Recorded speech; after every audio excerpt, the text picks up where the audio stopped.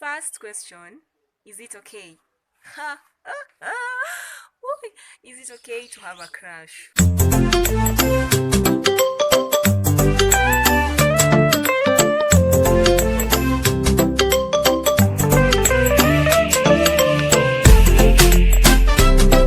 Oh, number nine is What? It sounds silly, by the way. When you hear this question, it sounds so silly. But there are people who are honestly struggling with this question. Like, is it okay? Am I sinning? Oh. Anyway, at the end of it all, you're not sinning. You exist probably because two people had a crash. Their crash became something else becomes something else, and something else, and something else. Then boom, there you are. You existed. Yeah. So it's not really wrong to have a crash. It depends with what you do with that crash. Don't feed it so much. Don't, especially as a Christian. And I'm talking about everybody else. Especially as a Christian, don't feed the crush so much until it leads you to sinning. But there's nothing wrong in having a crush. That's how some relationships start. Yeah. And if you're a guy and you have a crush, don't just keep quiet. I mean, reach out, tell this girl one, two, three. You never know. It could lead to four, five, six. Yes. But there's a twist. What if you have a crush on your friends? Guy. Yes. Oh, I didn't mean guy. I mean, what if you have a crush on your friend's boyfriend or girlfriend? Eh? What do you do? One, um, it's not, it's not a sin. Okay. What I'm saying is, it is just emotions, right? You have felt it. It is not a sin to have a crush on your friend's partner, but it is a sin or it is wrong. Okay, let me not use sin. It is wrong to pursue it. If you have a friend, if you're a girl or you're a guy, you have all of a sudden you've suddenly liked your friend's partner, and then this happens. I don't know, this, I think mostly it happens because if you're friends, I think it will happen because if you're friends, you are most likely to like maybe the same people because you probably have same personality, or because of your friendship and all that, and what is and what is not, you will find that you are most likely to like get attracted to almost the same type of people. I'm not saying if you're friends it is a must you like the same person, but it happens. Let us be real. It happens. Even in Christianity it happens.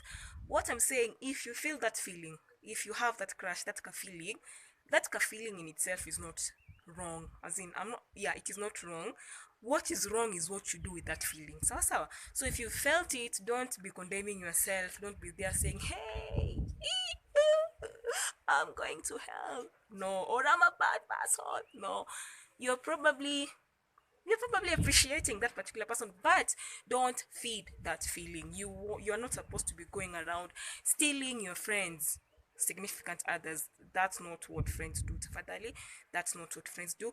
But work on that feeling. So work on that feeling. Yeah, like try to see why do you think you have a crush on this particular person. Try to sort your feelings out, and if it is necessary, avoid your friend, avoid that girl or that guy. Just avoid that particular person until you sort yourself out, because don't, let us not lie to each other. Don't be meeting with it, but don't expose yourself to this person and you have a crush on them, and especially if you like their character, you will probably fall for them more. So if you've realized you like your friend's significant other, don't encourage the feeling, discourage the feeling, avoid this particular person. If your friend is telling you, just think of something, be creative. Especially if the friendship means something to you, don't feed it. Don't lose your friendship for something that could mean nothing. Excuse me. Yeah, so as I was saying, pray about it. Pray kabisa. You will be surprised at how much prayers can do. Like, prayer is the solution to most things. Pray, pray, pray, pray, sister, pray, brother, pray. And after praying, do something. No, Joseph did not, when Potiphar was going to Joseph did not kneel down then started praying, oh Jehovah help me. No, Joseph ran. That's what I'm telling you. Run. Yes, run from that feeling, run from that crush. And if you have to be mean, it is okay. Be mean. You're not being mean because you want to avoid drama with this particular person, and as in, you don't want to lose your friendship. So if you can, if you have to be mean, be mean. If it's being mean that will cause the person you're crashing on to stop reaching out to you, be mean. because you know what this friendship means to you. And then ask yourself, what if it was you and then your friend comes and steal your significant other? How will you feel? Very bad. So if you're crashing on your friend's significant other, don't meet with them, don't follow them on social media. If you're following them, unfollow them. You might be ask a lot of questions. It's okay, it happens. And then with time, especially if you pray about it and do something is avoiding that particular person, don't follow them, avoid them as much as you can, because again, a crush is not something serious. A crush is, it comes and it goes, so within no time you will have dealt with it. Yeah. And then another thing, look for someone you can talk to. Yeah, look for someone you can talk to, someone you can open up and tell them, this is what I'm going through. Look for someone wise, someone old. Please don't just go to anyone, because there are people who will go to them. You open such a thing to them, oh, the next thing you know, everybody knows about what you're going through. And then maybe you've not told your friend, and then your friend is shocked. But I thought she was my friend. Why is she doing, or why is he doing this to me? And then the next thing you know, you're branded the bad person. And here you are, you're trying to look for a way that you can salvage your friendship. So basically, what I'm trying to encourage you to do, if you're wondering what I'm doing, I'm looking for good lighting. Atafuta lighting. I'm looking for good lighting, and I'm back to where I was. Back to where I started. Let's continue. Let's move on. Yes. So basically, that's it. Look for someone you can talk to. Talk to them. Open up. Tell them this is, and someone mature, someone who has seen life. Usinituwa kijana mwenzako. Anyway, there is a wise, like there are people, there are youths or age mates who are wiser, like they can give you solid advice, and they will not act as public speakers. These big systems, they will not act like that. They will preserve the secret for you. They will not put you out there. If you can find such a person, talk to them, because something about opening up, you can go tell her.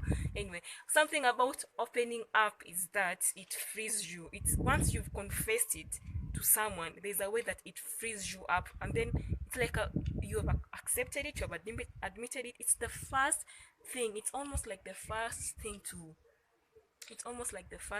being set free. Yeah, to being set free. It's almost like the first thing to being set free from what you're going through. Yes, so if you can find someone you can talk to, but someone mature, please. Someone mature, someone who will not disappoint you, someone who will not go out there and brand you as the negative person, someone who will not go out there and brand you like the bad person. If you can find such a person, find them and talk to them. Yeah, something I think we should avoid, I don't know, it depends with your friend, but something we should be wary of is opening up.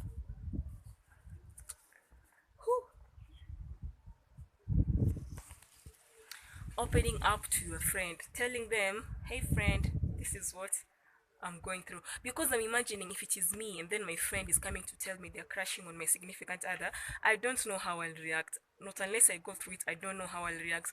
So it depends. If you think your friend is so open-minded that you opening up to them will not interfere with your friendship, do it. But if you know your friend, if you know how they react, if you know how much these significant others means to them, I don't think that's wise, because I don't know, because maybe you want to reach out and tell them so that they avoid taking you everywhere. Like they say, I want you to meet my significant others, and then in Christianity we always say, when you're going out, make sure you have another party with you, so that you avoid doing or going, the extremes. And then here you are, the friend is trying to bring you in, that particular thing. So it can be good actually. So at least you will free your friend. They will start looking for someone else to bring in. They might understand why you are being mean all the time, but it might actually harm your friendship. So when it comes to this suggestion, be very wise.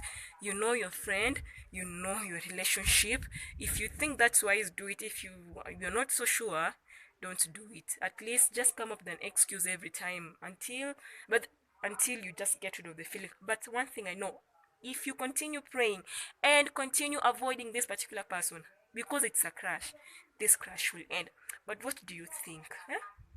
What do you think? Is having a crush, not doing something about the crush, but having a crush on your friend's significant other, is it sinful? For me, the feeling is not sinful, but what you do with the feeling is sinful. If you feel it, pursue it, it's wrong. But if you crush, do something about it, pray against it, you do something to stop it, then I don't think, until you overcome it, then I don't think it's bad. Because again, it's just feelings, it shows you're human.